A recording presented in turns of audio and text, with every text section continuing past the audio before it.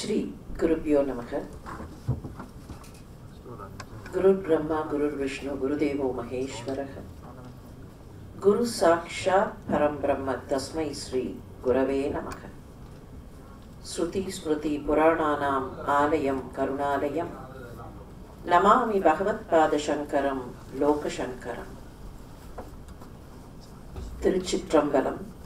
நமச்சிவாய வாழ்க, நாதன் தாழ் வாழ்க, இமை பொழுதும் என் நெஞ்சில் நீங்காதான் தாழ் வாழ்க. எல்லோருக்கும் வணக்கம். பலம் தருகிற பதிகங்கள்.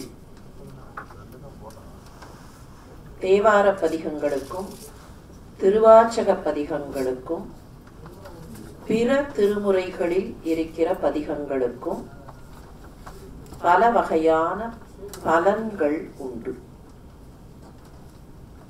இந்த பதிகங்கள்ல இருக்கக்கூடிய வார்த்தைகள் சாதாரண வார்த்தைகளாக, எளிமையான வார்த்தைகளாக இருக்கும். வரப்போற நாட்கள்ல திருநாவுக்கரசருடைய ஒன்று கொலாம் அப்படிங்கிற பதிகத்தை பார்க்க போறோம். அந்த பதிகத்துல ஒன்றும் பெரிய விஷயம்லாம் கிடையாது.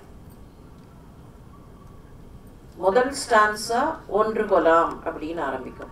என்னெல்லாம் ஒன்னொன்னா இருக்கோ, உங்ககிட்ட இருக்கிற ரிஷபம் ஒன்னா இருக்கு, இந்த மாதிரி ஒன்னொன்னா இருக்கிற விஷயங்கள், அப்புறம் ரெண்டு ரெண்டா இருக்கிறது, மூணு மூணா இருக்கிறது, இப்படியே போகும். அவ்வளவுதான் விஷயம். அதுல அதுக்குள்ள இருக்கிற பொருள்னு தேடி பார்த்தோம்னா just an enumeration. Number 1, number 2, number 3, what all things are there. 3 இருக்கிறதெல்லாம் சொல்லு, 4 இருக்கிறதெல்லாம் சொல்லு, அவ்வளவுதான். இதுல என்ன பெரிய பொருள் இருக்கு, இதுல என்ன பெரிய ஏதாவது மேஜிக்கல் ட்விஸ்ட் இருக்கா அப்படின்னா அதெல்லாம் ஒண்ணும் கிடையாது. ஆனால் அந்த வார்த்தைகளுக்கு மேஜிக்கல் குவாலிட்டி உண்டு. அதுதான் அந்த மகனீயர்கள் நமக்கு கொடுத்திருக்கக்கூடிய பெரிய சொத்து. வேற சொத்தெல்லாம் வேண்டாம். அவர்கள் தந்திருக்கக்கூடிய இப்படிப்பட்ட சொத்து, அந்த சொத்தை பார்ப்பதுதான் இந்த அரங்கத்தினுடைய நோக்கம். இதுல திருமுறைகள்ல எல்லாத்துலயுமே இந்த மாதிரியான பதிகங்கள் உண்டு. தேவார பதிகங்கள்ல அதிகமா இருக்கு. ஏன்னா 12 திருமுறையில செம்பாதி இருக்கிறது தேவாரம் தான். செம்பாதிக்கும் அதிகம் தேவாரம். 7 திருமுறை தேவாரம். நாளைக்கு மாணிக்க வாசகருடைய பதிகத்தை பார்க்க போகிறோம். திருச்சாழல்ங்கிற பதிகம் 11ஆம் திருமுறையிலையும் 9ஆம் திருமுறையிலையும் சில பதிகங்கள், அந்த பதிகங்களுக்கும் பலன்கள் உண்டு. அவற்றையும் வரக்கூடிய நாட்கள்ல பார்க்க போகிறோம். இன்னைக்கு நாம பார்க்க போறது ஞானசம்பந்த பெருமானுடைய பதிகம். இதுல size also does not matter. சில பதிகங்கள் ரொம்ப சின்னதா இருக்கும். இன்னைக்கு இருக்கிற பதிகம் ரொம்ப சின்ன பதிகம் தான். இன்னைக்கு நம்முடைய காலச்சூழல் அரங்கம் தேவைப்படுகிறது என்பதனால கொஞ்சம் சீக்கிரமாக நாம இதை நிறைவு பண்ண வேண்டிய நிலையில இந்த பதிகம் சிறியதாக, அளவில் சுருக்கமாக இருக்கிறது. ஒரு விதத்துல நமக்கு வசதியாகவும் இருக்கு. சில பதிகங்கள் கொஞ்சம் நீளமாக இருக்கும். அந்த பாடல்கள் நீளமாக இருக்கும். இவர்கள்லாம் வார்த்தையை தேடி தேடி பாடினவர்கள் இல்லை. ஒரு டிக்ஷனரியை பக்கத்துல வச்சுட்டு இந்த வார்த்தை போட்டா கரெக்டா வருமா, இந்த எதுகைக்கு இந்த எதுகை கரெக்டா வருமானு பாடினவர்கள் இல்லை. அனுபூதியில் பாடியவர்கள். திருஞான சம்பந்தருடைய இந்த பதிகம் குறிஞ்சி பண்ணில் அமைந்த பதிகம். திருவேழிமிழலை என்கிற திருத்தலத்தில் இது பாடப்பெற்றது. இந்த கதை ஓரளவுக்கு நமக்கெல்லாம் தெரிஞ்சிருக்கும். ஞானசம்பந்த பெருமான், நாவுக்கரசர் 2 பேருமே திருவேழிமிழலை பக்கம் போகிறார்கள். அந்த பகுதியில் இருக்கும்போது அந்த வட்டாரத்துல பஞ்சம், விளைச்சல் சரியா இல்லை. விளைச்சல் சரியா இருந்தா தான் அங்க இருக்கக்கூடியவர்களுக்கு சுபிட்சமான வாழ்க்கை இருக்கும், அவர்களுக்கு நிம்மதியாக உணவு கிடைக்கும். அந்த விளைச்சலை வச்சுதான் அவர்கள் அதை பண்டமாற்று பண்ணி அதை கொண்டு போய் எக்ஸஸா உபரியா இருக்கிறத மற்றவர்களுக்கு கொடுத்துதான் அவர்கள் மற்ற பொருள்களையே வாங்க முடியும். பஞ்சத்தினால அந்த ஊரே தடுமாறி கொண்டிருக்கிறது. அந்த ஊருக்கு பக்கத்துல சுத்து வட்டாரத்துல இருக்கக்கூடியவர்கள்லாம் வாழ்க்கை சோம்பி இருக்கிறார்கள். அப்போ 2 பேரும் கொஞ்சம் வருத்தப்படுகிறார்கள். இந்த மாதிரி இந்த ஊர்ல இப்படி கஷ்டம் இருக்கே அப்படின்னு வருத்தப்படும் போது அந்த மிடலைநாதர் அவர்களுடைய கனவுல தோன்றி, கவலைப்படாதீர்கள், நீங்கள் 2 பேரும் திருமணம் அமைத்து இந்த வட்டாரத்துல இருப்பவர்களுக்கெல்லாம் உணவு பரிமாறுங்கள். கிழக்குல ஒருத்தர், மேற்குல ஒருத்தர். அந்த கோவில்ல கிழக்குலையும் ஒரு வாசல், மேற்குலையும் ஒரு வாசல். கிழக்குலையும் ஒரு பலிபீடம் இருக்கு, மேற்குலையும் ஒரு பலிபீடம் இருக்கு. அந்த படியில காசு வரும், அதுக்கு படிக்காசுன்னு பேரு. இந்த மாதிரி படிக்காசு பெற்றவர்கள் வரலாற்றுல நிறைய பேர் உண்டு. ஒரு 350 வருஷத்துக்கு முன்னால முத்துத்தாண்டவருக்கு கூட அவர் ஒரு பாட்டு சிதம்பரத்துல பாடும்போது ஒவ்வொரு நாள் பாடி முடிச்ச உடனேயும் அவருக்கு படிக்காசு கிடைக்கும். அந்த படியில காசு தோன்றும். அந்த காசை வைத்து கொண்டுதான் அவருடைய வாழ்க்கை. ஒவ்வொரு நாளும் அன்னைக்கு என்ன தேவையோ அதுக்கான காசு அங்க வந்துடும். இந்த மாதிரி படிக்காசு பெறுதல் அப்படிங்கிறது நிறைய மகான்களுடைய வாழ்க்கையில நடந்திருக்கு. இந்த 2 பேருக்கும் கனவுல வந்து, நான் காசு வைக்கிறேன், உங்களுக்கு காசு கிடைக்கும், அந்த காசை எடுத்து நீங்கள் வேண்டிய பொருட்களை எல்லாம் எங்கெங்க கிடைக்குமோ அங்கெல்லாம் வாங்கி அவர்களுக்கு உணவு பரிமாறுங்கள். எவ்வளவு பியூட்டிஃபுல் பிராக்டிக்கல் அரேஞ்ச்மெண்ட். அதுல ஒருத்தர் கிழக்குல திருமணம் அமைத்தார், ஒருத்தர் மேற்குல திருமணம் அமைத்தார். ஊர் நடுவுல வைக்கல. சில விஷயங்களுக்கெல்லாம் ரொம்ப அழகான காரணங்கள் உண்டு. ஊர் நடுவுல வச்சிருந்தா சுத்து வட்டாரத்துல இருக்கிறவர்கள் கூட இந்த இடம் வரைக்கும் வரணும். அப்புறம் ஊர் நடுவுல 2 பேரும் பக்கத்துல பக்கத்துல வச்சு பிரயோஜனம் இல்லை. that becomes a competition. நீங்க பார்க்கலாம், சில இடங்களுக்கு போனோம்னா ஒரே விஷயத்தை விற்பனை செய்யக்கூடிய அங்காடிகள் பக்கத்துல பக்கத்துல பக்கத்துல இருக்கும். இது எதுக்கு அப்படின்னா, that is a kind of a competition. It's luring the customer.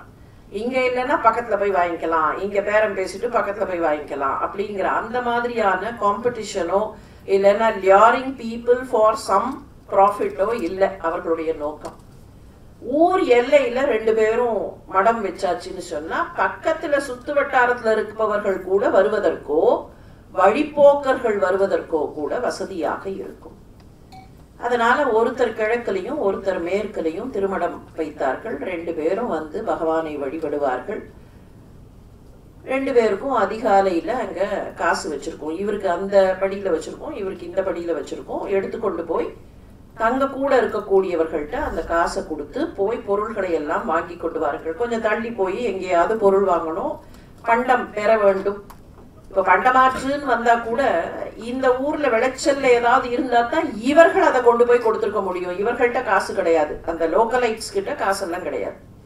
இப்ப இவர்கள்ட்ட பொற்காசு, காசுனா அந்த காலத்துல பொற்காசு தானே, அந்த பொற்காசு கிடைச்சதுனால அதை கொண்டு போய் கடையில வாங்க முடியும், அங்காடிகள்ல வாங்க முடியும்.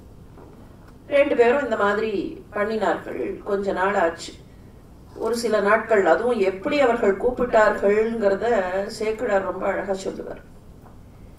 வாருங்கள், எல்லோரும் வாருங்கள், யாரெல்லாம் யாரையெல்லாம் இறைவன் நேசிக்கிறாரோ அவரெல்லாம் வாருங்கள்.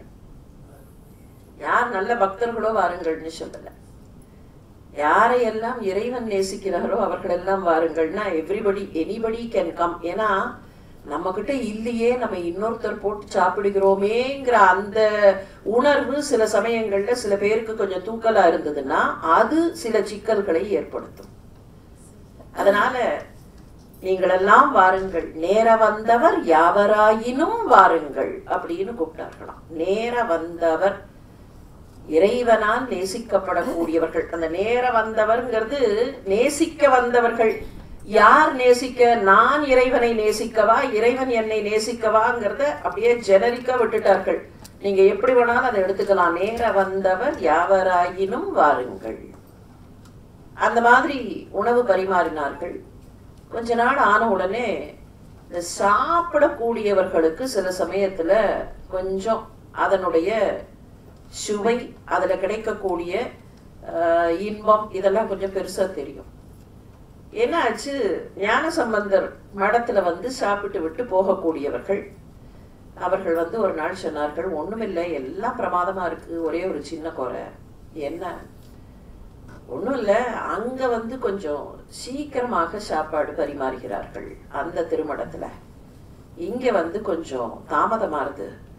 நாங்கள் பசியில் வரும்போது அங்கே எல்லாரும் சாப்பிட்டுட்டு திரும்பி வரச்சே நாங்கள் பார்த்தாக்கா அப்போ தான் சாப்பிட உட்கார்ற மாதிரி இருக்குது. என்ன, அதுதான் கொஞ்சம் சின்ன குறை. கொஞ்சம் விரைவாக பரிமாறினால் நன்றாக இருக்கும். ஏன் தாமதமாகிறது அவருக்கு அது தெரியாது. அவர் எப்போதும் பகவான் தியானத்தில் இருக்கிறவர். அவர் அந்த பரிசாரகர்கள் எல்லாம் கூப்பிட்டு என்னாச்சு, ஏன் தாமதமாகிறது, ஏன் இப்படி நீங்கள் தாமதப்படுத்துகிறீர்கள், அவர்களுக்கு உணவு பரிமாற வேண்டாமா? அப்போ அவர்கள் சொன்னார்கள், சுவாமி நாங்கள் நீங்கள் காத்தால கொண்டு வந்து கொடுக்குற காசு எடுத்துட்டு போகிறோம். ஆனால் அந்த அந்த காசு வந்து கொஞ்சம் வாசி காசுன்னு சொல்கிறார்கள். கடையில் கொண்டு போய் கொடுத்தா அதுக்கு வந்து இம்மீடியட்டாக அவர்கள் வந்து பொருள் கொடுக்கறதில்ல. அது மாத்திரம் இல்லை, அதுக்கு எவ்வளவு பெருமானம்னு கேட்டால் கொஞ்சம் குறைச்சலா இருக்கு. இப்போ 10 ரூபா காயின் அப்படின்னு கொண்டு போய் கொடுத்தா அது வந்து it is only worth 9 rupees அப்படின்னா, நாங்கள் உணவு பரிமாறுவதற்கு அந்த 10 ரூபாய்க்கான பெருமானமான பொருள் எங்களுக்கு வேணும். அதனால நாங்கள் போய் ஏதாவது உழைச்சி கிழிச்சு அந்த ஈடு கட்டி, அந்த பேலன்ஸ் இருக்கே அதை ஈடு கட்டி நாங்கள் காசு சம்பாதிச்சு கொண்டு வந்து வாங்க வேண்டியிருக்கு. அதனால இது தாமதப்படுகிறது. அவருக்கு புரியல. ஏன் எனக்கு மாத்திரம் இந்த தங்க காசுல கொஞ்சம் மாற்று குறைந்த பொண்ணாக இருந்தா அதனுடைய வேல்யூ குறைச்சிப்போம். அந்த தங்கம் கம்ப்ளீட்டா ஆடக பொண்ணாக இருந்தா அதனுடைய பெருமானம் வேற. அதுல ஏதோ கொஞ்சம் கலப்பு இருக்குன்னு சொன்னா அது வேற. அதுதான் வாசிங்கிறது. வாசி அப்படின்னா கொஞ்சம் உயர்வுல தாழ்வு இருக்கிற தன்மை. வாசி வாசிக்காசு அப்படின்னா கொஞ்சம் மாற்று குறைந்த காசு, தாழ்ந்து போகிற காசு. அந்த குறைவுத்தன்மை இருக்கே அதுக்கு வாசின்னு பேரு. நேர போனார். போய் அவர்கிட்டயே ஒரு சின்ன ஆர்குமெண்ட், தன்னுடைய சைடு சொன்னாரே தவிர ஆர்குமெண்ட்னு சொல்லக்கூடாது, விவாதம் பண்ணல. நான் என்னுடைய சைடு, என்னுடைய ஆதங்கத்தை உங்ககிட்ட சொல்றேன்ப்பா. இது என்னப்பா இது, எனக்கு மாத்திரம் இந்த மாதிரி காசு கொடுக்குறியே. வாசி தீரவே காசு நல்குவீர். வாசி தீரவே, அந்த வாசி தீர்ந்து போகும்படியாக, அதுல இருக்கிற குறைவு தீர்ந்து போகும்படியாக காசு நல்குவீர். காசு அப்படிங்கிறது வட்டமாக இருக்கிற, பெருமானம் அதிகமாக இருக்கிற எந்த பொருளுக்குமான பெயர். சாதாரணமா பொன்னாலான வட்ட தகடுக்கு தான் காசு அப்படிங்கிற பெயர் வரும். இந்த காசுங்கிறதுக்கு தமிழ்ல இன்னொரு அர்த்தம் இருக்கு, குற்றம் அப்படின்னு ஒரு அர்த்தம் இருக்கு. காசில் கொற்றத்து ராமன் கதையரோ, குற்றமே இல்லாத. ஆனா இன்னொரு பக்கத்துல அதுக்கு என்ன அர்த்தம்னா, காசுன்னா வட்டமாக இருக்கிற. நீங்க காசு, காசு மாலை அப்படின்னு சொல்றோமா இல்லையா, இந்த காசு மாலைன்னா வட்ட வட்டமாக இருக்கக்கூடிய தங்க தகடுகளை ஒன்னா சேர்க்கிறது தான் காசு மாலை. இந்த வார்த்தை நிறைய இடங்கள்ல பயன்பாட்டுல இருந்திருக்கு. காசும் பிறப்பும் கலகலப்ப கைவேர்த்து வாச நறுங்குழல் ஆய்ச்சியர் மத்தினால் ஓசைப்படுத்தும் தைரரவம் கேட்டிலையோன்னு ஆண்டாளும் பாடுறான். அப்ப பெண்கள் அணியக்கூடிய அந்த ஆபரணங்கள்ல காசு மாலை, பிறப்பு, பிறப்புங்கிறது பிறப்பு மாலை.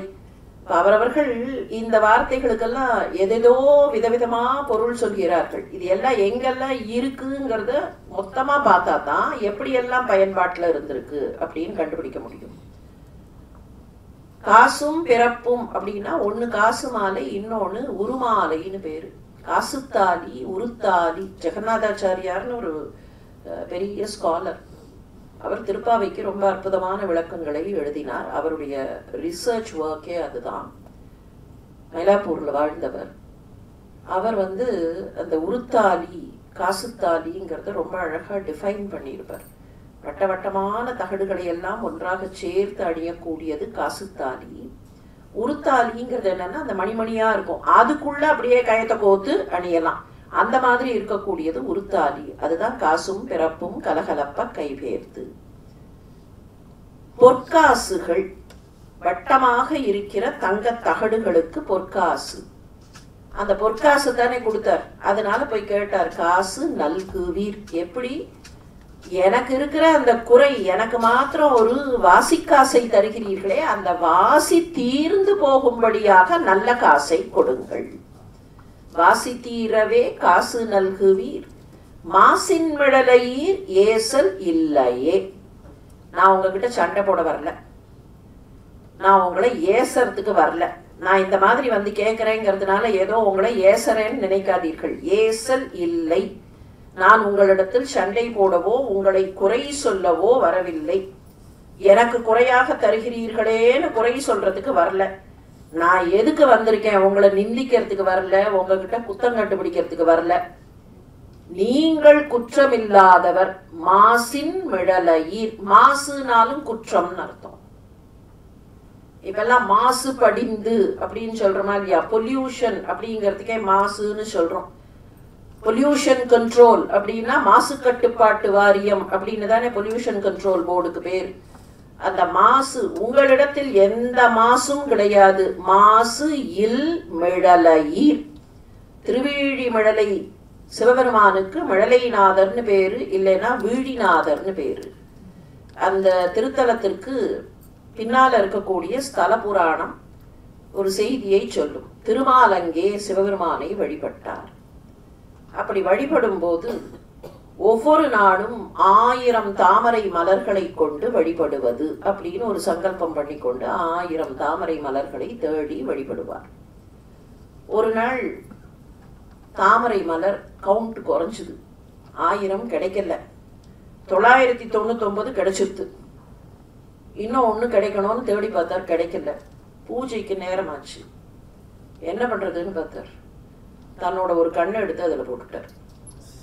தாமரை கண் தானே, அந்த தாமரை கண்ணை எடுத்து அதில், சரி தாமரை குறைந்தா என்ன, இந்த தாமரை இருக்கிறதுன்னு தன்னுடைய விழியை போட்டாருங்கிறதுனாலதான் அந்த சிவபெருமானுக்கு வீழிநாதர். அவர் விழியால் அர்ச்சிக்க பெற்றவர் வீழிநாதர். அதுக்கப்புறம் திருமாலுக்கு இதுக்குதான் சக்கராயுதம் கொடுத்தார் அப்படின்னு ஒரு கதை நீளும். இந்த கதை 2-3 ஸ்தலங்கள்ல உண்டு. திருவீழிமிடலையில் மாத்திரம் இல்ல, திருவீழிமிடலையில வீழிநாதன்னே பேரு. திருமால் பேருன்னு ஒரு ஊர் இருக்கு இங்க பக்கத்துல, அரக்கோணத்துக்கு பக்கத்துல திருமால்பூர் அப்படிம்பார்கள். சபர்பன் ட்ரெயின் சிஸ்டம் போய் திருமால்பூர்ல நிற்கும். அந்த திருமால்பூருக்கு திருமால் பேரு, அதுதான் திருமால்பூர்னு ஆயிடுத்து. திருமால் பேரு அங்கேயும் இதே மாதிரியான ஒரு கதை உண்டு. சிவபெருமானை வழிபட்டு திருமால் பெற்ற பேரு அப்படிங்கிறது தான் திருமால் பேருங்கிற பெயர்.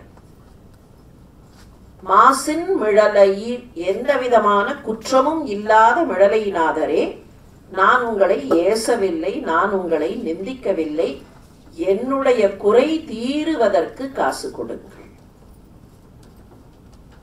பல நேரத்துல நமக்கெல்லாம் ஏதாவது கிடைக்கல, பகவான் நாம கேட்டதை கொடுக்கலன்னா நாம அவரை திட்ட ஆரம்பிச்சிருவோம்.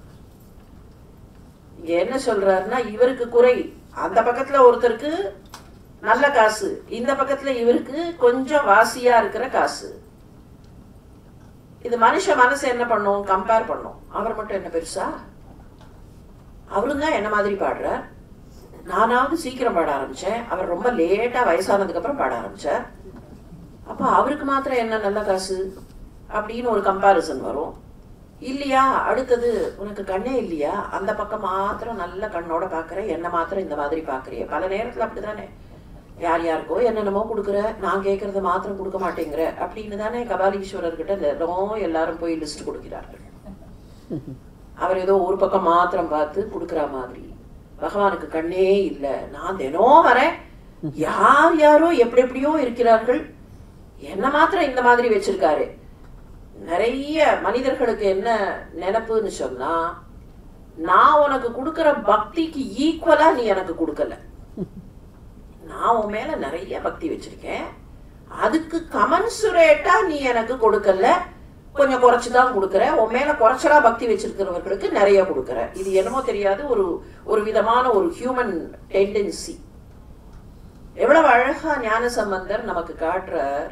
நான் உன்னை நிந்தனை பண்ணலப்பா, என்னோட குறைய சொல்றேன், என் குறைய தீத்து வை, என்னுடைய குறைய நான் சொல்றேன் தீத்து வைன்னு கேட்கறது வேற, உன்னை குறை சொல்கிறேன்ங்கிறது வேற. ஏசல் இல்லையே மாசின் மிழலையீர். நான் ஏதோ சண்டை போடுறேன், உங்ககிட்ட குறை சொல்றதுக்காக வந்திருக்கேன்னு நினைக்காத. ஏன்னா அதுல சின்ன நாகரிகம் என்னன்னா, இவர் இதை ரெய்ஸ் பண்ணும் போதே அவருக்கு நல்ல காசுங்கிறது இம்ப்ளைடா வந்துடும். இல்லைன்னா எப்படி இந்த காசு குறைஞ்சிருக்கு அப்படின்னு எப்படி தெரியறது? அது நல்ல காசுங்கிறது ஆட்டோமேட்டிக்கலி கெட்ஸ் இம்ப்ளைட். அப்போ அவரை குறை சொல்ற மாதிரி இருக்குமா இல்லையா? ஏதோ ஒரு விதத்துல இதை சொல்லும் போது அவரை குறை சொல்ற மாதிரி இருக்கு. இந்த தேசத்து பாரம்பரியம் என்னன்னா, பகவான குறை சொன்னா கூட பகவான் பொறுத்துப்பார், பாகவதர்களை குறை சொன்னா பொறுத்துக்க மாட்டார். சொல்ல போனா யாரையுமே குறை சொல்லக்கூடாது. ஏன் யாரையுமேன்னு கேட்டா, எல்லாரும் பாகவதர்கள். அவர்கள் மனசுல பக்தி இருக்கா இல்லையா, அவர்களுக்கு பகவானோட என்ன ரிலேஷன்ஷிப் இருக்குன்னு வெளியில இருந்து பார்த்தா நமக்கு தெரியாது. So we cannot underestimate someone. We cannot say எனக்கு தான் பக்தி அதிகம் அவருக்கு பக்தி குறைச்சல் அப்படின்னு சொல்ல முடியாது. யாருக்கு தெரியும்? பக்திங்கிறது ஒரு உணர்வு. வெளியில பார்க்கறதுக்கு அவர்கள் எப்படி வேணாலும் இருக்கலாம். அவர்களுக்கும் இறைவனுக்கும் இருக்கிற தொடர்புங்கிறது வேற விதம். அது நமக்கு தெரியவே தெரியாது. அதை நம்மால கண்டுபிடிக்க முடியாது. சாக்கிய நாயனார்னு ஒருத்தர் இருந்தார். அவர் பார்க்கறதுக்கு வெளியில பௌத்த மதத்தை சேர்ந்தவர் போல ஆடை அணிந்திருப்பார். ஆனா அவரை மாதிரி ஒரு பெரிய பக்தர் கிடையாது. இத்தனைக்கு அவர் என்ன பண்ணுவாருன்னா, அவருக்கு எல்லாமே அந்த சிவபெருமான் தான். சிவலிங்கத்தை பார்த்தார் ஒரு நாள். பூ போட்டு அர்ச்சனை பண்ணணும்னு தோணித்து. சுத்தும் முத்தும் பார்த்தார், பூவே காணும். அவர் கண்ணுல ஒரு சின்ன கல் பட்டுது. இதுதான் மலர் என்று போட்டார். கல்லை தூக்கி போட்டார். இதை மலராக வைத்துக் கொள்ளார். இவருடைய பார்வையில் அது மலராகவே தெரிந்தது. மலராக வைத்துக் கொள்னு போட்டார். அவர் அதை மலராகவே ஏற்றுக்கொண்டார். ஒரு 4-5 நாள் கழிச்சு அந்த வழியா போறச்சே ஏதோ ஒரு சிந்தனையில இந்த பூவை போடாம, அவருடைய அந்த பூவை போடாம போயிட்டார். அவர் அங்கேருந்து கேட்டார், என்னாச்சு என்னோட பூன்னார். எனக்கு நீ இன்னைக்கு பூ போடலையேன்னார். அப்படின்னா he has accepted itன்னு தானே அர்த்தம். பலம் பத்திரம் புஷ்பம் தோயம் மாத்திரமில்ல, கல்லால் அடித்த போது ஏற்றுக்கொண்டவர். காலால் உதைத்தவர்க்கும் கல்லால் அடித்தவர்க்கும்னு சொல்லுவார்களே, இந்த கல்லால் அடிச்சவர் சாக்கிய நாயனார். நம்ம பார்வையில் அது கல்லு, ஆனா அவருடைய பார்வையில் அது மலர். அவருக்கும் இறைவனுக்கும் இருந்த உறவு அது வெளியில யாருக்கும் தெரியாது. நான் குறை சொல்லலப்பா, அவரை நான் குறை சொல்லல. அந்த பாகவதரை நான் குறை சொல்லவில்லை, அந்த அடியாரை குறை சொல்லவில்லை, உன்னையும் குறை சொல்லவில்லை. என்னோட குறைய போக்குன்னு கேட்கிறேன், அவ்வளவுதான். மாசின் மழலையீர் ஏசல் இல்லையே. இறைவராயினீர் மறைகொள் மிழலையீர் கரைகொள் காசினை முறைமை நல்குவே. எல்லாருக்கும் உயர்ந்தவனாக இருப்பவரே இறைவன். இறைவர் அப்படின்னா உயர்ந்தவர். அது கொஞ்சம் பிரிச்சு பார்த்தோம்னா இன்னொரு அழகு அதுல தெரியும். கடவுள் அப்படின்னு ஒரு வார்த்தை இருக்கு. அந்த வார்த்தைக்கு என்ன அர்த்தம்? கட உள். இந்த பொருளை கடந்தும் இந்த பொருளுக்கு உள்ளேயும். பகவான் எங்க இருக்கார்? இதுக்குள்ள இருக்காரா? இதுக்குள்ளேயும் இருக்கார், இதுக்கு வெளியிலையும் இருக்கார். எல்லாவற்றையும் கடந்து எல்லாவற்றுக்கு உள்ளும் இருப்பவர் கடவுள். அதே மாதிரி இந்த இறைவன் அப்படிங்கிற வார்த்தையிலையும் ஒரு அழகு உண்டு. இறை அப்படின்னா சின்னது, கொஞ்சம் அர்த்தம். இறை பொழுது அப்படின்னா கொஞ்ச நேரம்.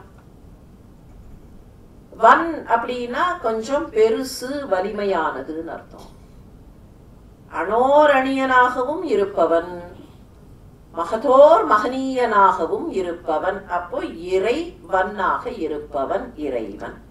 இறைவன் சொன்னா உயர்ந்தோன் அப்படின்னு ஒரு பொருள். அந்த வார்த்தையை பிரிச்சு பார்த்தோம்னா மிகச்சிறியதிலிருந்து மிக பெரியது வரைக்கும் எல்லாமாக இருக்கக்கூடிய தன்மை. இறைவராயினீர் மறைகொள் மிழலையீர். வேதங்களை எல்லாம் கேட்டுக்கொண்டிருக்கிற மிழலை நாதரே. திருமுறைகள்ல திரும்ப திரும்ப பார்க்கலாம், வேதங்களை பற்றின ரெஃபரன்ஸ் நிறைய வந்துட்டே இருக்கும். அதுக்கு என்ன காரணம்னு பார்த்தோம்.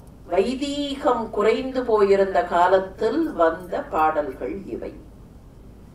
வேதத்தை நம்பாத புறச்சமயங்கள், வேதம்னு கிடையாது, வேதம்ங்கிறது வேண்டாம், வேதம் கேன் பி டிஸ்கார்டட் அப்படிங்கிற ஒரு ப்ராபகேண்டா போயிட்டு இருந்த சமயத்துல இல்லை, வேத நெறி வேண்டும் அப்படிங்கிறதுக்காகத்தான் இவர்கள்லாம் பாடினார்கள்.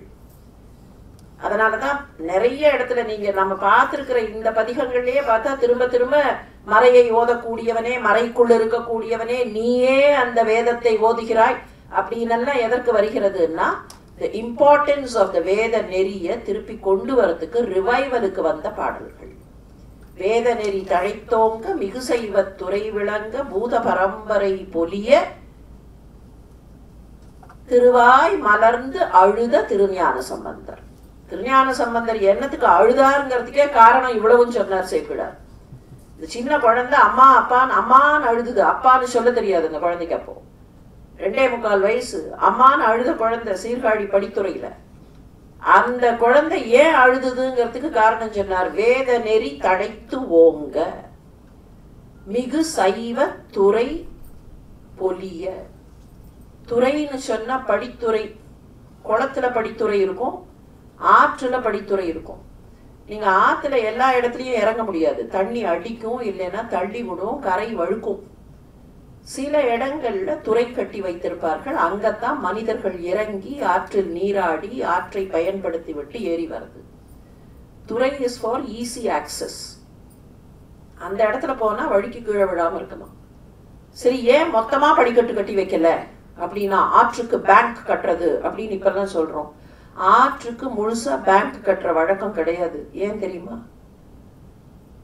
கட்டினா செல்லுபடி ஆகாது. அவ்வளவு கட்டி வைக்கணும், அவ்வளவு நீளத்துக்கு கட்டணுங்கிறது ஆன் ஒன் சைட். ஆனா அதுக்கு இன்னொரு காரணம் இருக்கு, ரொம்ப முக்கியமான ஒரு காரணம் இருக்கு. குளத்துல கூட சுத்தி ஃபுல்லா, கோவில் குளமா இருந்தா தான் பெரிய சுத்தி படியெல்லாம் கட்டுவார்கள். அது கூட கொஞ்சம் கிராமப்புறத்துக்கெல்லாம் போனோம்னா எல்லா கோயில் குளத்துலயும் அந்த மாதிரி கட்ட மாட்டார்கள். ஒரு பக்கம் கட்டிட்டு இன்னொரு பக்கம் ஃப்ரீயா விடுவார்கள். இந்த படியெல்லாம் கட்டி வச்சிருந்ததுன்னா ஆடு மாடெல்லாம் இறங்குறது கஷ்டம். நீங்க இந்த மாதிரி இப்ப மயிலாப்பூர் குளம் அப்படின்னு சொன்னா this is a restricted area மாதிரி.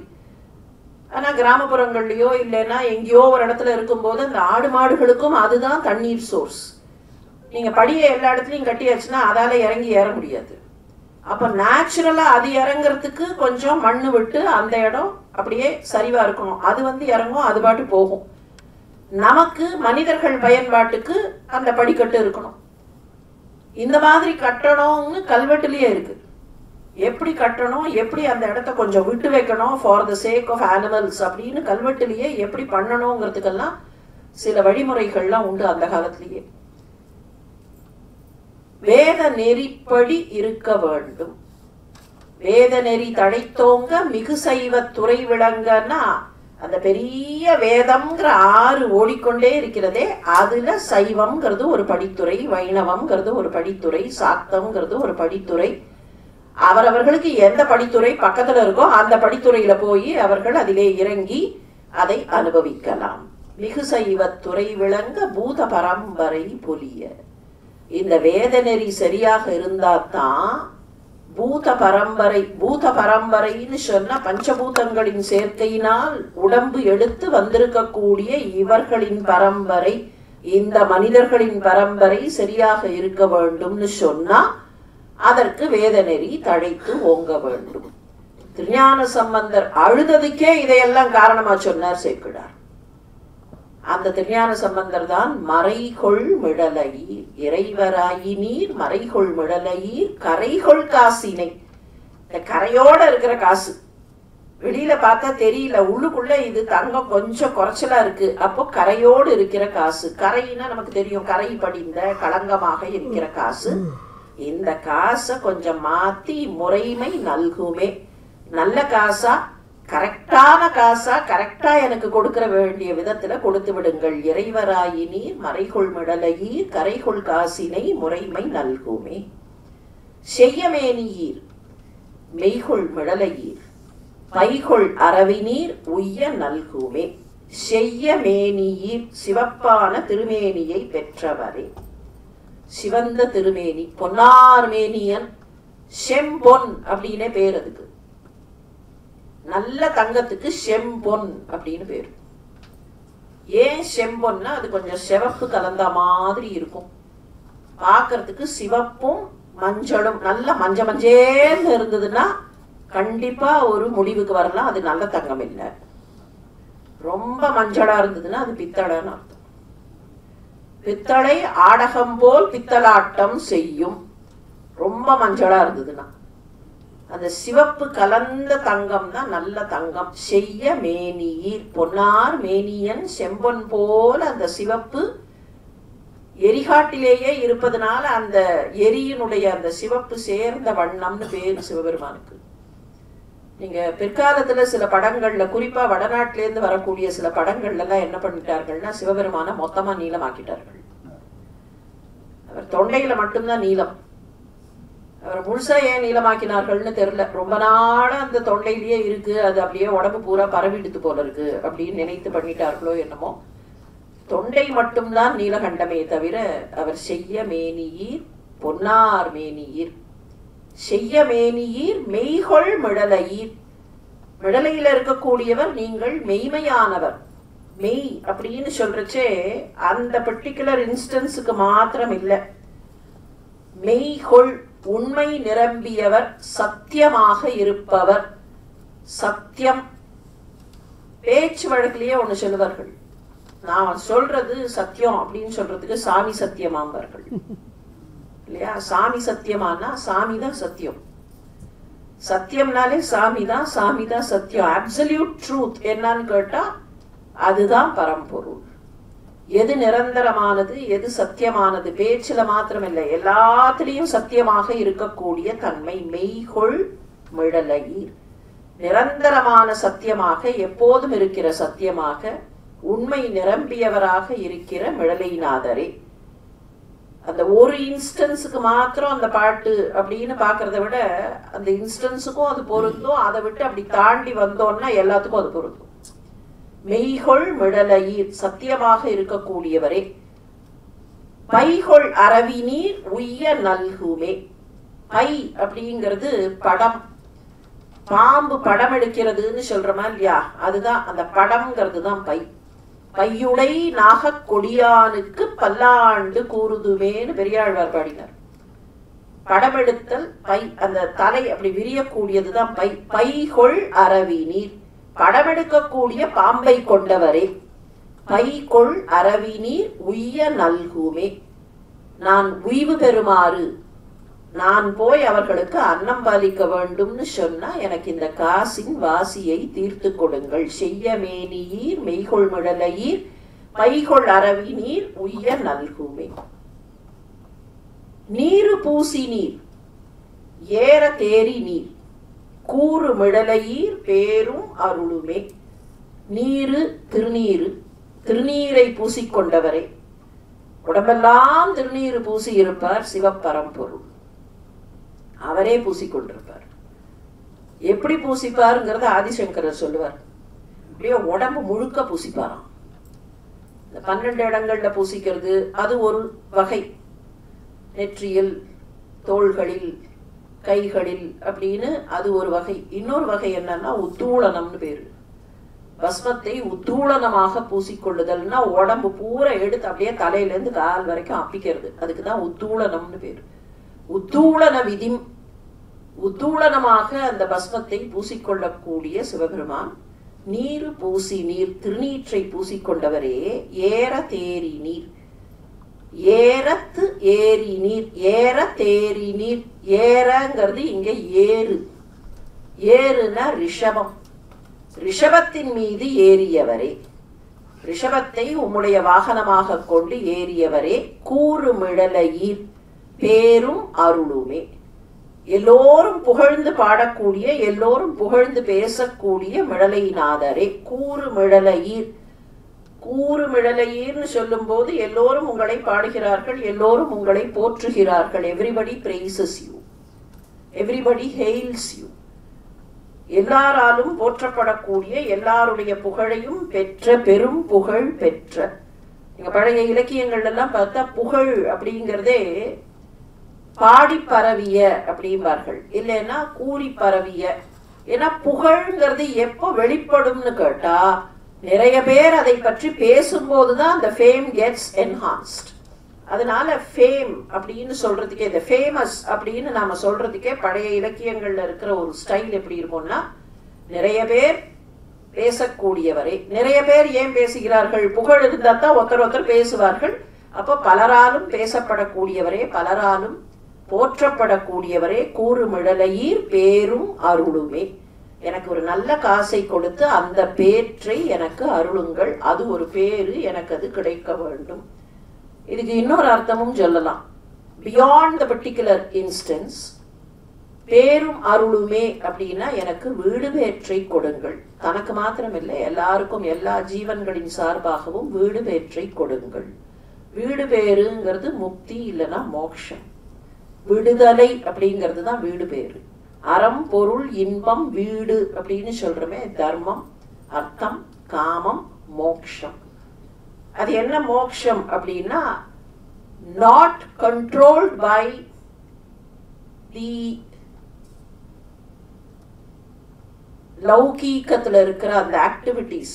அதை ஒரு விலங்காக, ஒரு ஒரு கிளச்சஸ் மாதிரி நாம் அதை கற்பனை பண்ணோம்னா, இந்த ஜீவனை எது போட்டு பிடிச்சு வச்சிருக்கு, இந்த ஜீவனை எது கீழே இழுக்கிறது, பந்தம், பாசம், கட்டு, சிறை இப்படின்னு எல்லாம் சொல்றமே. இந்த உடம்புலேந்து விடுதலை, முக்தி அப்படிங்கிறத, முக்தி மோட்சம் எல்லாம் ஒரே அர்த்தம் தான். மோட்சம்னா விடுதலைன்னு அர்த்தம். எதுலேருந்து விடுதலை? ஏதோ ஒண்ணுத்துலேருந்து விடுதலை. எதுலேருந்து விடுதலை? வீடு பேருனாலும் விடுதலைன்னு அர்த்தம். அப்ப எதுலேருந்து விடுதலை? ஜெயிலேருந்து விடுதலை. எந்த ஜெயில்? இந்த ஆன்மாவை கட்டி வச்சிருக்கிறது இந்த உடம்பு. இந்த உடம்புலேருந்து இந்த ஆன்மா ரிலீஸ் ஆகி வெளியில வரணும். அது இந்த பூமியின் பிறப்பு முடியும் போது இதுலேருந்து ஆன்மா ரிலீஸ் ஆகுது. But will that lead to a real மோக்ஷம்? இந்த ரெண்டு விதமா பார்க்கணும். ஒண்ணு பிசிக்கலா இந்த ஆன்மா இதிலிருந்து வெளியில் வருகிறது, அது இந்த உடம்பு அழியும் போது, இந்த உடம்பு கீழே உதிரும் போது ஆன்மா ரிலீஸ் ஆகுது. ஆனா அந்த ஆன்மா முழுசா ரிலீஸ் ஆறதான்னு கேட்டா இல்ல. திருப்பியும் ஏதோ ஒரு உடம்புக்குள்ள போய் திருப்பியும் வருகிறது அப்படின்னு சொன்னா அது கம்ப்ளீட் ரிலீஸ் வரல. கர்ம வினைகள், இன்பம், துன்பம் இதுலெல்லாம் ஒட்டிக்காம அந்த ஆன்மாவுக்கு பக்குவம் வரும்போது, அந்த பக்குவத்துல என்ன ஆகும்? இந்த உடம்புக்குள்ளேயே இருந்தா கூட அவர்கள் அதை தாண்டி நிற்பார்கள். சில பேரை ஜீவன் முக்தர் அப்படின்னு சொல்றோமா இல்லையா? they will be living an ordinary life kind. அந்த தேகத்துல இருப்பார்கள். மிகப்பெரிய மகனீயர்களை பார்த்தோம்னா, மகாஸ்வாமியோ ரமணரோ அவர்கள்லாம் பார்த்தோம்னா அந்த தேகத்துக்குள்ள இருந்தார்கள், பரமஹம்சர். ஆனா அந்த தேகத்தினுடைய எந்த ஒட்டுதலும் அவர்களுக்கு இல்லை, லௌகீகத்தினுடைய எந்த ஒட்டுதலும் இல்லை. இன்பம் துன்பம் எல்லாம் ஒன்னாதான் இருந்தது. அதை பத்தி எந்த சிந்தனையும் இல்லாம ஸ்தித பிரஜையில இருந்த போது அவர்கள் இந்த தேகத்துக்குள்ளேயே இருந்தாலும் முக்தியை அடைந்தவர்கள். தேகத்திலேருந்து வெளியில போனா உடனே ஆன்மாவுக்கு முக்தி கிடைச்சிரும்னு சொல்ல முடியாது.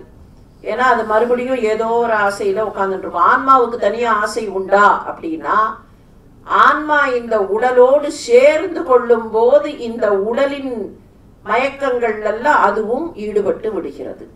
கிருஷ்ணர் சொல்றதோ அதுதான். அர்ஜுனா, இந்த உடம்போட அந்த ஆன்மா சேரும் போது ஆன்மா தனிதான், ஆன்மா அழியாதுதான். ஆனா இந்த ஆன்மா இந்த உடம்போட சேர்ந்து ஏதோ ஒரு விதத்துல நான் தான் உடம்பு, உடம்புதான் ஆன்மா அப்படின்னு எங்கேயோ ஒரு அந்த கன்ஃபியூஷன்ல அடையாளப்படுத்தி கொள்ளும் போது அந்த ஆன்மா மறுபடியும் பிறக்கிறது. அப்ப மறுபடியும் பிறக்காமல் இருக்கக்கூடிய நிலை வரணும்னா அது முக்தி நிலை, மோட்ச நிலை. அந்த நிலை எப்போ? எதிலையும் ஒட்டுதல் இல்லாமல் பற்றுதல் இல்லாமல் இருக்கிற தன்மை முதல்ல வரணும். அதுக்கப்புறம் எல்லாத்தையும் சமமாக பாவிக்கிற தன்மை. இங்க கேர்ஃபுல்லா அதை இவர் சொல்றதுக்கு காரணம் உண்டு. நான் காசுன்னு எனக்காக கேட்கல. இங்க ஒரு சின்ன மிஸ்இன்டர்பிரிட்டேஷன் வருமா இல்லையா? ஞான சம்பந்தரே நல்ல காசு கேட்டார். ரீடிங் பிட்வீன் லைன்ஸ்ல சிக்கல் வரும். ஞான சம்பந்தரே நல்ல காசு கேட்டாரு இல்லையா? அப்ப நாங்க ஏன் கேட்க கூடாது? ரொம்ப தெளிவா ஒரு வார்த்தையை போட்டார். கூறு மிடலையீர் பேரும் அருளுமே, நல்ல காசை கொடுங்கள். அது இப்போ எனக்கு ஷார்ட் டேர்ம் ஒப்ஜெக்டிவ். ஆனா இந்த காசு மேல பற்றுதல்னால கேட்கல. இந்த காசு நல்ல காசா இல்லைன்னா இவர்களுக்கு அன்னம் பாலிப்பது தாமதம் அடைகிறது. அவ்வளவுதான் பர்பஸ். அங்க இவர்களுக்கு நான் சீக்கிரமா சோறு போடணும்னு சொன்னா எனக்கு அந்த காசு நல்ல காசா இருந்தா அதுக்கு மட்டும்தான் கேட்கிறேனே தவிர அந்த காசை எடுத்து ஹோல்ட் பண்ணிக்கிறதுக்காகவோ இல்ல எனக்கு நல்ல காசு கிடைச்சதுன்னு சொல்றதுக்காகவோ இல்ல. வீடு வேற்றை கொடுங்கள். அந்த வார்த்தைக்குள்ள ரெண்டையும் வச்சார். கூறு மிடலையீர் பேரும் அருளுமே. பேரும் அப்படின்னு ஒரு உண்மை வர்றதுனால எனக்கு வீடு பேற்றையும் கொடுங்கள். நீரு பூசி நீர் ஏற தேரி நீர் கூறு மிழலையீர் பேரும் அருளுமே. காமன் வேவவோர் தூம கண்ணி நீர் நாம மிழலையீர் சேமம் நல்குமே. காமன் வேவ ஓர் தூம கண்ணி நீர். வேவ ஓர்னு பிரிக்கணும். அத உங்ககிட்ட இருக்கிற ஒரு கண்ணு புகை கக்கிக்கொண்டு அனல் கக்கிக்கொண்டு இருந்த கண் நெற்றிக்கண். அதுல புகையும் வருகிறது. தூமம்னா புகை. நல்ல நெருப்பு இருந்தா அங்க புகையும் இருக்குமா இல்லையா? புகை இருக்குன்னா எங்கேயோ நெருப்பு இருக்குன்னு அர்த்தம். அப்படித்தானே சொல்றோம். எங்கேயோ புகையறதுன்னு சொன்னா நெருப்பு இருக்குன்னு அர்த்தம். அதை அப்படியே யூஸ் பண்ணார். அங்க புகை வருகிறது அந்த கண்ணுல. அந்த கண்ணுல புகை வருகிறதுன்னா அங்க நெருப்பும் இருக்கு. காமன் வேவ, காமன் வெந்து போகும்படியாக, மன்மதன் வெந்து போகும்படியாக நெருப்பை கக்கிய நெற்றிக்கண்ணை கொண்டவரே. காமன் வேவ ஓர் தூம கண்ணி நீர். ஏன் அக்னி கண்ணி நீர்னு சொல்லி இருக்கலாமே? தீ கண்ணி நீர்னு தானே சொல்லி இருக்கணும். நெருப்பு தானே அந்த காமனை எரித்தது. ஏன் தூமனா அது நடந்து கொஞ்ச நாள் ஆயிடுத்து. அதனால மெல்ல மெல்ல அந்த நெருப்பு குறைந்து இப்பதான் புகை அதிகமாக தெரிகிறது. இல்ல, எங்கள் உள்ளத்தில் இருக்கிற காமத்தன்மை குறைந்து விட்டது. காமம்னா விருப்பம்னு அர்த்தம். காமம்னா நாம இன்னைக்கு பயன்படுத்துற அர்த்தம் மாத்திரம் இல்ல. காமம்னு சொன்னா விருப்பம். எந்த விருப்பமா இருந்தாலும் அதுக்கு காமம்னு தான் பேரு. அப்போ ஆசைகள், அதிகமான ஆசைகள். ஆசை படப்பட ஆய்வரும் துன்பம் ஆசை விட விட ஆனந்தமாமேனர் திருமூலர். ஒண்ணு மேல ஆசை வச்சுட்டோம்னா அது கிடைக்கலன்னு சொன்னா அதனால கோபம் வரும், அதனால டென்ஷன் வரும், அதனால பிரச்சனைகள் வரும், அதனால சண்டை வரும், அதனால பொறாமை வரும். ஒண்ணுக்கு மேல ஆசை வைக்கலன்னா அது கிடைச்சாலும் சரி கிடைக்கலனாலும் சரி வாழ்க்கை நிம்மதியாக இருக்கும். காமன் வேவவோர், அந்த ஆசை, அனாவசியமாக இருக்கிற ஆசை, லௌகீக ஆசைகள் எல்லாம் வெந்து போகும்படியாக ஒரு அர்த்தம். மன்மதன் எரிந்து போகும்படியாக ஓர் தூம கண்ணி நீர். தவறான ஆசைகள் இருக்கும்போது அந்த ஆசைகளை நீங்கள் அழித்து விடுவீர்கள். அது ஒரு இம்ப்ளைட் மீனிங். அதுக்குள்ள தவறான ஆசைகள் இருந்தா அந்த ஆசைகளை அழித்து விடுவீர்கள். நான் தவறான ஆசையில கேட்கல, நான் இப்ப கேட்கறது அவர்களுக்காக. ஏன்னா கேட்கும் போது தங்கத்தை கேட்கிறாயே அப்படின்னு திருப்பி சிவபெருமான் கேட்கலாமா இல்லையா? என்னத்துக்கு இப்ப தங்கத்தை கேட்கிற? நல்ல தங்கமா உனக்கு கிடைக்கணுமா? அப்ப தங்கத்துல என்ன வித்தியாசம் இருக்குன்னு உனக்கு தெரியுமா? நல்ல அடியார்கள் என்பவர்கள் ஓடும் செம்பொனும் ஒக்கவே நோக்குவார். ஒரு ஓடு கூரைக்கு மேல போடுவார்கள் அந்த காலத்துல ஓடு. அந்த ஓடையும் வச்சு பக்கத்துல கோல்டு பிஸ்கெட், தங்க கட்டி. நீங்க ரெண்டும் பாக்குறதுக்கு டக்குன்னு பார்த்தா ஒரே மாதிரி இருக்கும். இதுவும் அதே மாதிரி ஒரு பார் ஷேப்ல இருக்கும், இதுவும் ஒரு பார் ஷேப்ல இருக்கும். கொஞ்சம் கலர் பார்த்தா இது செம்பொன், அதுவும் கொஞ்சம் சிவப்பு, சுட்டதுனால அதுவும் சிவப்பா இருக்கும். அடியார்களை பொறுத்த வரைக்கும் ரெண்டும் ஒண்ணுதான். ஓடும் செம்பொனும் ஒக்கவே நோக்குவார். வித்தியாசம் கிடையாது. திருப்புகலூருங்கிற ஊர்ல இருந்தார் திருநாவுக்கரசர். தினம் கார்த்தால அவர் கோவிலுக்கு போகும்போது கோவில் பிராகாரத்துல நவரத்னமா கொட்டி கிடக்கும். வைரம் வைடூரியம் தினம் கொட்டி இருக்கும். அப்படி போவார், உழவாரப்படையை வச்சு அப்படியே அள்ளி ஒரு ஓரமா கொட்டுவார். அடடா இதெல்லாம் காலில் குத்திடுமே என்பார். அவரை பொறுத்த வரைக்கும் கல்லும் காலில் குத்தும், வைரமும் குத்தும், வைடூரியம் பளபளான் இருக்கே, இது வைரம் இது வைடூரியம் பார்த்ததில்லை. அந்த வித்தியாசம் அவர்களுக்கு தெரியாது. இப்ப என்னன்னா, தங்கம் கேட்கிறியே, உனக்கு என்ன தங்கத்துல வித்தியாசம் தெரியுமா அப்படின்னு சிவபெருமான் திருப்பி கேட்கலாமா இல்லையா? நாம கூட அதை மிஸ்இன்டர்பிரட் பண்ணலாம். திருஞான சம்பந்தர் இப்படி கேட்டாரு. அப்ப he knew the difference between good gold and a little less quality gold அப்படின்னு நாம இதுக்கு ஒரு ரிசர்ச் அனாலிசிஸ் பண்ணிடலாம். அந்த வித்தியாசத்துக்காக அவர் கேட்கல. கிடைக்க வேண்டிய பெருமான பொருள் இவர்களுக்கு உதவ வேண்டும், அதனால கேட்கிறேன். எனக்குள்ள இருந்த ஆசையெல்லாம் இல்லை, ஆசை இல்லாமல் இருக்கிற நிலைதான். காமன் வேவ ஓர் தூம கண்ணி நீர். அந்த லைனுக்கு லேயர்டா பொருள் கிடைக்கும். சாதாரண பொருள் எடுத்துட்டா மன்மதனை எரித்த நெற்றிக்கண்ணை கொண்டவரே. மன்மதன் என்னைக்கோ எரிஞ்சு போயிட்டான். அதனால அந்த கண்ணுல கொஞ்சம் அக்னி குறைஞ்சு புகை வர ஆரம்பிச்சது. புகை இருக்கிற இடத்தில் நெருப்பு இருக்கும். அதனால அது ஸ்டில் ஆக்டிவா தான் இருக்கு. ஒருவேளை யாராவது மன்மதன மாதிரி தப்பு பண்ணா மறுபடியும் அது வெடிக்கும். என்னிடத்தில் இருக்கிற எந்த விருப்பமும் பற்றுதலும் கிடையாது, அவையெல்லாம் அவிந்து போய்விட்டன. அப்படி என்னிடத்தில் இருக்கிற அந்த ஆசையெல்லாம் அவிந்து போன புகை கண்ணை கொண்டவரே. நீங்க லேயாட அதுக்கு பொருள் பார்த்துட்டே போலாம். காமன் வேவவோர் தூம கண்ணினீர் நாம மிழலையீர். மிழலைநாதர் என்கிற திருநாமத்தை கொண்டவரே சேமம் நல்குமே. க்ஷேமம்ங்கிறது தான் சேமம். சேமம்னா பாதுகாப்புன்னு அர்த்தம்.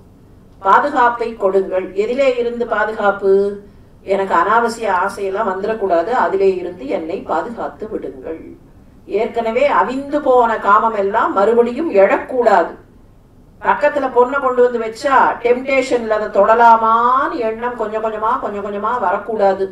எனவே எனக்கு சேமம் நல்குங்கள். அது அவருக்கு மாத்திரம் கேட்கல, அவர் எல்லாருக்கும் சேர்த்துதான் கேட்கிறார். பாதுகாப்பை கொடுங்கள், பாதுகாவலும் அரணும் கொடுங்கள். பிணிகொள் சடையினீர் மணிகொள் மிடறினீர் அணிகொள் மிடலையீர் பணி கொண்டு அருளுமே. பிணிகொள் சடையினீர், உங்க ஜடாபாரம் பிடிக்கப்பட்டிருக்கிறது, கட்டப்பட்டிருக்கிறது. அது அப்படியே தொங்கல்ல. அவர் நடராஜ பெருமானாக ஆடும்போது மாத்திரம்தான் அந்த ஜடாபாரம் எல்லா திசையிலையும் இருக்கும். இல்லைன்னா ஜடாபாரத்தை அப்படி கட்டி முடிச்சு போட்டு வச்சிருப்பார். பிணிகொள் சடையினீர் மணிகொள் மிடறினீர், நல்ல நீலமணி கல்லை தொண்டையில் வைத்திருக்கிறீரே, நீலகண்டம் அந்த விஷத்தை அப்படி மணியாக வைத்திருக்கிறீரே. மணிகொள் மிடறினீர், மிடறுனா தொண்டை. பிணிகொள் சடையினீர் மணிகொள் மிடறினீர் அணிகொள் மிடலையீர், அழகான ஆபரணங்களை அணிந்து கொண்டிருக்கிற மிடலைநாதரே, அழகான மிடலைநாதரே. அணினா அழகுன்னு அர்த்தம், அணினா ஆபரணங்கள்னு அர்த்தம். நல்ல அழகை கொண்ட பலவிதமான ஆபரணங்களை சர்வாலங்கார பூஷிதராக விளங்குகிற மிடலைநாதரே, பணி கொண்டு அருளுமே. என்னை உங்கள் பணியில் ஆட்கொண்டு அருளுங்கள். என்னை பணி கொள்வீர். பணி கொள்ளுதல்னா உங்களுக்கு சேவகம் செய்யக்கூடியவனாக என்னை ஏற்றுக்கொள்ளுங்கள். எனக்கு பணியை கொடுங்கள். உங்களுக்கு பணி செய்வது, உங்களுக்கு தொண்டு செய்வது. நான் இவர்களுக்கு அன்னம் பாலிப்பதுங்கிறது இறைவனுக்கு செய்கிற தொண்டு. ஏன்னா இவர்களிடத்தில் இறைவன் உண்டுன்னு சொன்னா இவர்கள் பசியாக இருக்கக்கூடாது. இவர்களுக்கு அன்னம் பாலிப்பது இறைவனுக்கான தொண்டு. திருமூலர் தான் சொல்லுவார், நடமாடும் கோயில் நம்பர்க்கு ஒன்றியில் படமாடும் கோயில் பகவர்க்கு அது. படமாடும் கோயில் பகவர்க்கு கொடுத்துட்டு, படமாடும் கோயில்ங்கிறது சாதாரணமா நம்ம கோயில்னு சொல்ற இடம். அங்க சிலாரூபம் இருக்கு, இல்லைன்னா படம் இருக்கு. அது படம் ஆடும் கோயில்னர். அங்க கொடுக்கலாம், அங்க கொடுக்கறத பத்தி தப்பு இல்ல. அவர் கொடுக்க வேண்டாம்னு சொல்லல. அவர் என்ன சொல்றாருன்னா, நான் அங்க கொடுத்துட்டேன்னு சொல்லி பக்கத்துல ஒருத்தர் பசியா இருப்பார்னு சொன்னா அவருடைய பசியை போக்காமல் இருப்பதுங்கிறது பகவானுக்கே உகந்தது இல்லை. படமாடும் கோயில் பகவர்க்கு ஒன்றியில் நடமாடும் கோயில் நம்பர்க்கு அது ஆகா. நடமாடும் கோயில் நம்பர்க்கு ஒன்றியில் படமாடும் கோயில் பகவர்க்கு அது ஆகும். இவர் நடமாடுகிற கோவில், அது இம்மொபைல் டெம்பிள், இது மொபைல் டெம்பிள். அப்போ இந்த ஜீவன்கள் எல்லாம், மனிதர்கள் மாத்திரம் இல்ல, ஜீவன்கள் எல்லாம் மொபைல் டெம்பிள். இந்த ஜீவன்களுக்குள்ள இருக்கக்கூடிய அந்த ஜீவன் இருக்கே, அதுவே சிவன். ஜீவன் என்பது சிவன். ஜீவன் சிவலிங்கம். அப்ப இந்த ஜீவன்களை காப்பாற்றுவதும் இந்த ஜீவன்களை பராமரிப்பதும் அவருக்கு செய்யக்கூடிய தொண்டு. பணி கொண்டு அருளுமே. நான் உங்களுடைய பணியை முறையாக செய்வதற்கு எனக்கு வழிகாட்டுங்கள். அணிகொள் மிடலையீர் பணி கொண்டு அருளுமே. மங்கை பங்கினீர் துங்க மிடலையீர் கங்கை முடியினீர் சங்கை தவிர்மீனே.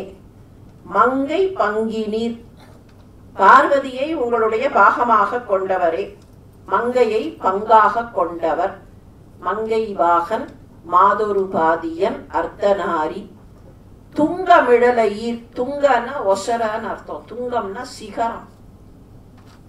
மிக உயர்ந்த மிடலைநாதரே. அவருடைய உயர்வை எப்படி சொல்றது? துங்க மிடலையீர், மிக உயர்ந்த மிடலைநாதரே. கங்கை முடியினீர், கங்காதேவியை உங்களுடைய ஜடாபாரத்தில் கொண்டவரே சங்கை தவிர்மீனே. சங்கைனா சந்தேகம், சந்தேகத்தை தீர்த்து விடுங்கள். ஏன் இந்த மாதிரி குறைச்சு கொடுத்தீர்கள்னு எனக்கு தெரியல. இப்பதான் அந்த உள்ளுக்குள்ள இருக்கிறது கரெக்டா கொண்டு வர.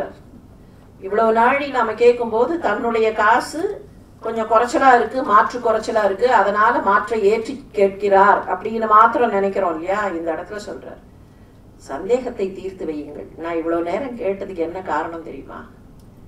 நான் ஏதாவது தப்பு பண்ணிட்டேனா அதனால எனக்கு மாற்று குறைந்ததை தந்தீர்களா? அதுதான் அந்த சந்தேகம். சங்கை தவிர்மீனே, என்னுடைய சந்தேகத்தை தீர்த்து வையுங்கள். நான் ஏதாவது தப்பு பண்ணிருக்கலாம் இல்லையா? அது என்ன தப்பு பண்ணினேன்னு தெரியலையே. அதை சொன்னா நான் அந்த தப்பை தவிர்த்து விடுவேன், அந்த தவறை செய்ய மாட்டேன். அடியார்கள் பகவான் தனக்கு அருள் பண்ணலன்னா பகவான குறை சொல்ல மாட்டார்கள், தங்களையே குறை சொல்லிக் கொள்வார்கள். சேரமான் பெருமாளுக்கு வழக்கமா அவருடைய பூஜை முடிஞ்ச உடனே கிலிங் கிலிங்னு சத்தம் கேட்கும். அதுக்கப்புறம் தான் பூஜையை நிறைவு செய்வார். பெருமான் வந்துட்டார், அவருடைய சலக சத்தம்னு அர்த்தம். நடராஜ பெருமானை வணங்குவார் தினம்தோறும் அவருடைய அரண்மனையில. எங்க? சேர நாட்டுல திரு அஞ்சை களம்னு பேரு. அந்த திரு அஞ்சை களத்துல அவருடைய தலைநகரம். அங்கிருந்து அவர் வணங்குவார் அவருடைய அரண்மனைக்குள்ள. ஒரு நாள் சத்தம் கேட்கல அப்படின்னா பெருமான் இன்னும் வரல. ரொம்ப நேரம் காத்துட்டு இருந்தார், தவிச்சார். நான் என்ன தப்பு பண்ணேன்னு தெரியலையேன்னு தன்னையே குத்திக்க போயிட்டார் உடைவாளை எடுத்து. அப்பதான் மறுபடியும் கிலிங் கிலிங்னு சத்தம் கேட்டுது. நான் என்ன தப்பு பண்ணினேன் எனக்கு சொல்லுங்கள் அப்படின்னார். நீ ஒன்னும் தப்பு பண்ணலப்பா, சுந்தரன் வந்துட்டான் தில்லை சிதம்பரத்துக்கு. அவன் பாட்டுக்கு பாடிட்டு இருந்தான், அந்த பாட்டுல மெய் மறந்து அங்கேயே இருந்தேன்னா புறப்படுறதுக்கு நேரம் ஆயிடுத்து, அதனால தாமதமா வந்தேன்னார். நல்ல அடியார்கள் பகவான் அருள் செய்யவில்லைன்னு சொன்னா அது தங்களுடைய குறைன்னு நினைப்பார்களே தவிர இந்த பகவானுக்கு கண்ணே இல்லை அப்படின்னு ஏச மாட்டார்கள்.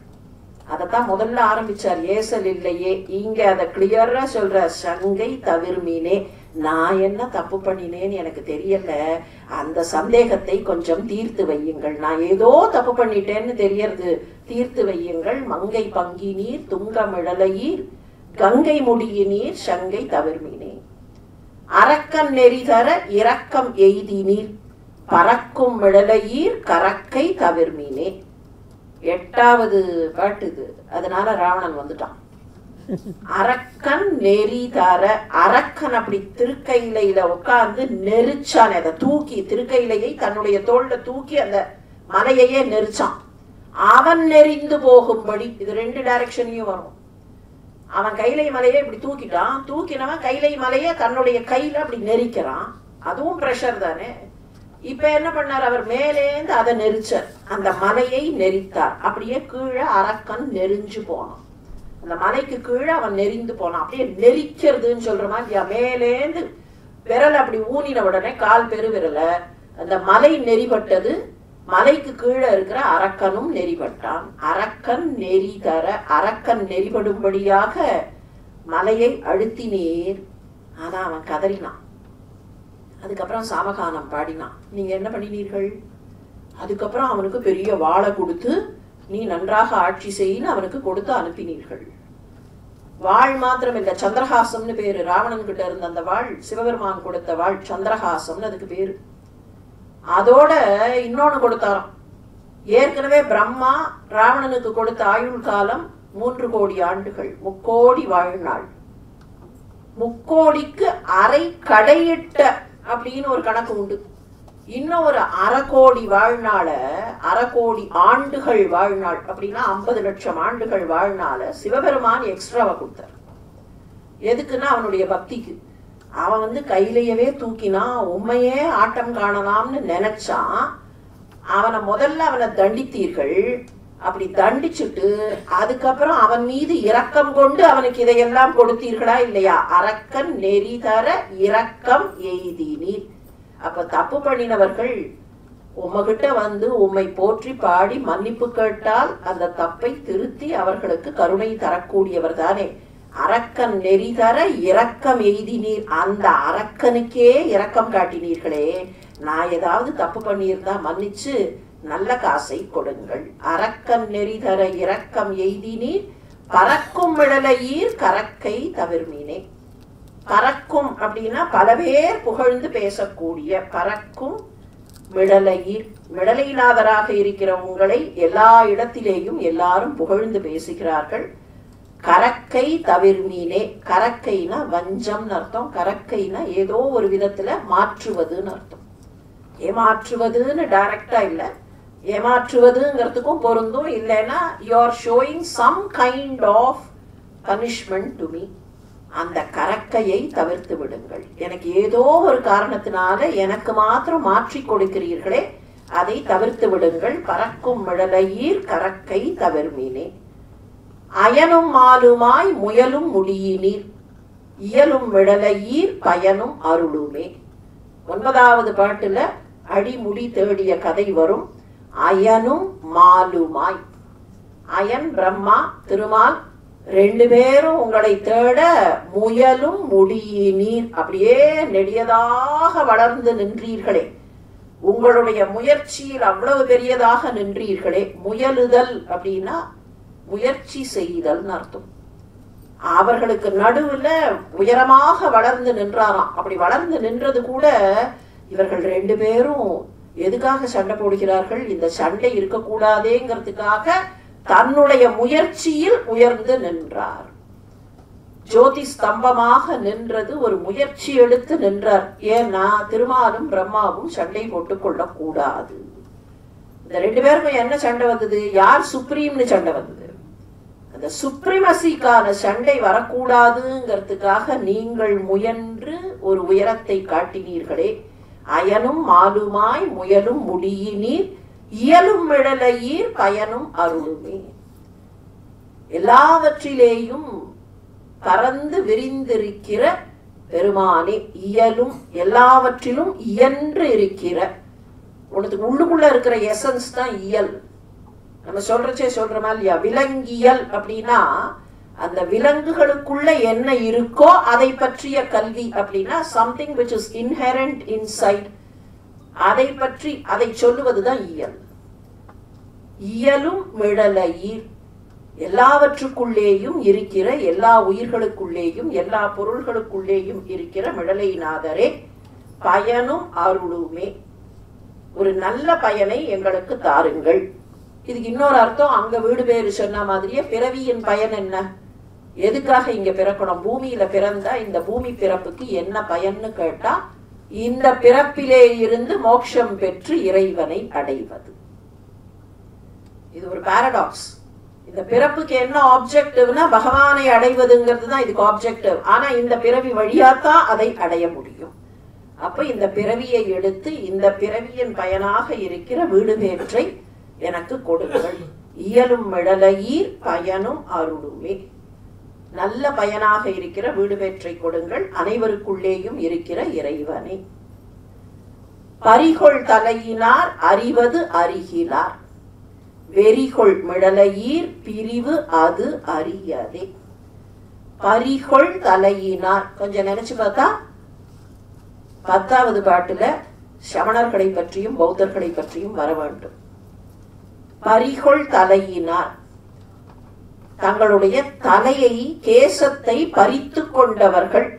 சமணர்களும் பௌத்தர்களும் கேசத்தை எடுத்து விடுவார்கள் இல்லையா, அந்த அப்பியரன்ஸ் சொல்றார். பரிகொள் தலையினார் தலைமுடியை பறித்து கொண்டவர்கள் இருக்கிறார்களே, அவர்கள் அறிவது அறிகிறார்.